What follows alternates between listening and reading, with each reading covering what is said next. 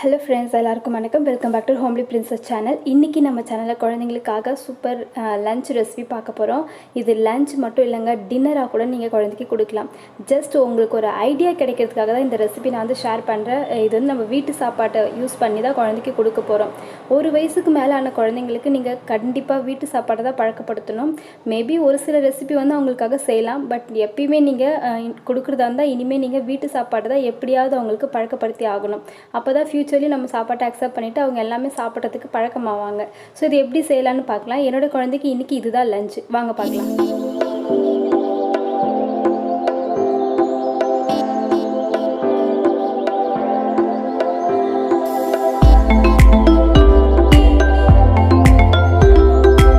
நிறைய பேருக்கு வந்து என்னடா இதெல்லாம் ஒரு ரெசிபியாக போடுறாங்களே, இது கூடமா எங்களுக்கு தெரியாது அப்படின்னு நீங்கள் நிறைய பேர் நினைக்கலாம். பட் நான் வந்து பார்த்திங்கன்னா ஒரு பிகினர்ஸ்க்காக தான், ஒரு நியூ மாமா இருக்கிறாங்க இல்லையா, அவங்களுக்கு ஜஸ்ட் ஒரு ஐடியா கிடைக்கிறதுக்காக தான் இந்த ரெசிபி வந்து நான் ஷேர் பண்ணுறேன். ஸோ உங்களுக்கு வந்து தெரிஞ்சவங்களாக இருந்தால் இதை நீங்கள் ஸ்கிப் பண்ணிடலாம், இது பார்க்க வேண்டாம். பட் புது மாமா இருக்கீங்க, உங்களுக்கு ஒரு ஐடியா கிடைக்கணும் அப்படின்னா இந்த வீடியோவை நீங்கள் பார்க்கலாம்.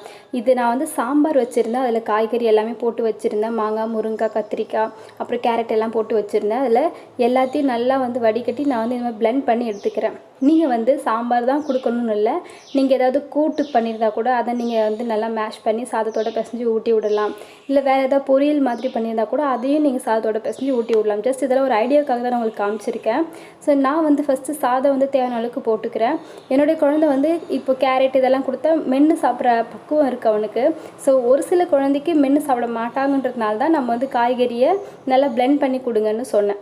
ஸோ நான் வந்து இப்போ அரைச்ச பேஸ்ட் வந்து இதில் ஆட் பண்ணி சாதத்தோடு பிசைஞ்சிக்கிறேன். தேவையான அளவுக்கு நெய் ஊற்றிக்கிறேன். நான் வந்து 1 ஸ்பூன் உருக்குன நெய் வந்து ஊற்றிக்கிறேன். இப்போ இதை நல்லா வந்து பிசைஞ்சு, நான் எப்பயுமே ஸ்பூனால் ஊட்டுறதை ப்ரிஃபர் பண்ண மாட்டேன், நீங்கள் கையால் ஊட்டுங்க. இந்த மாதிரி சாதம்லாம் ஊட்டும்போது, சாதம் இட்லி இதெல்லாம் கொடுக்குறதா இருந்தால் நீங்கள் கையால் ஊட்டுறது தான் ரொம்ப வந்து நமக்கும் இந்த குழந்தைக்கு இருக்கிற பாண்டிங் வந்து நல்லாயிருக்குன்னு சொல்லுவாங்க.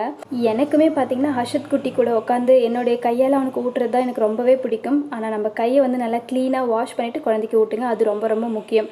ஓகே ஃப்ரெண்ட்ஸ், உங்களை வேறு ஒரு இன்ட்ரெஸ்டிங்கான வீடியோவில் பார்க்குறேன். அண்டில் தென் பாய்.